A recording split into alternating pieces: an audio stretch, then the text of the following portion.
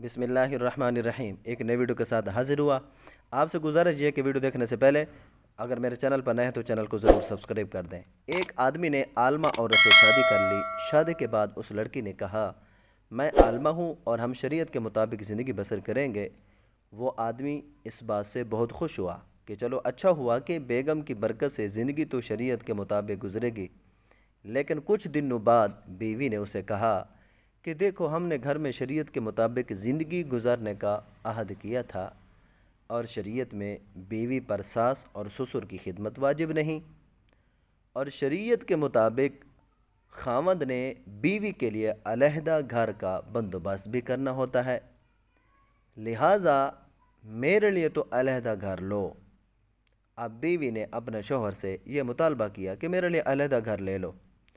وہ آدمی بڑا پریشان ہوا کہ علیحدہ گھر لینا تو مسئلہ نہیں ہے، لیکن میرے بوڑھے والدین کا کیا بنے گا؟ میرے ماں باپ ہیں، ان کا کیا بنے گا؟ اس پریشانی میں وہ ایک مفتی صاحب کے پاس گیا اور اپنا مسئلہ ان کے سامنے پیش کیا۔ مفتی صاحب نے کہا کہ بھائی بات تو وہ ٹھیک کرتی ہے۔ آدمی نے مفتی صاحب سے کہا مفتی صاحب میں آپ کے پاس مسئلہ کے حل کے لیے آیا ہوں، فتویٰ لینے نہیں آیا، لہٰذا آپ اس مسئلے کا حل بتائیں۔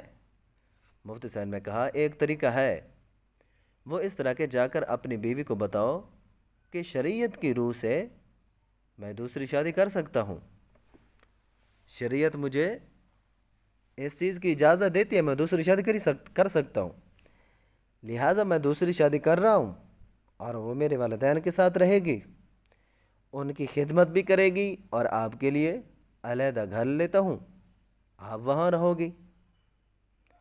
بیوی اس کے جواب سے چپ ہو گئی اور بولی دفع کرو دوسری شادی کو، میں ادھر ہی رہوں گی، آپ کے والدین میرے بھی والدین ہیں اور ان کی خدمت اکرام مسلم بھی ہے۔ اب سبق کیا ملتا ہے اس ویڈیو سے؟ اور بھائی سبق یہ ملتا ہے کہ کچھ وقت نکال کر کسی مولوی صاحب کے پاس بھی بیٹھا کریں، کیونکہ ہر مسئلے کا حل گوگل کے پاس نہیں ہوتا۔ ویڈیو اچھی لگی ہو تو چینل کو ضرور سبسکرائب کریں، ویڈیو کو لائک کریں، کومنٹ سیکشن میں اپنی رائے کا اظہار ضرور کریں۔ شکریہ۔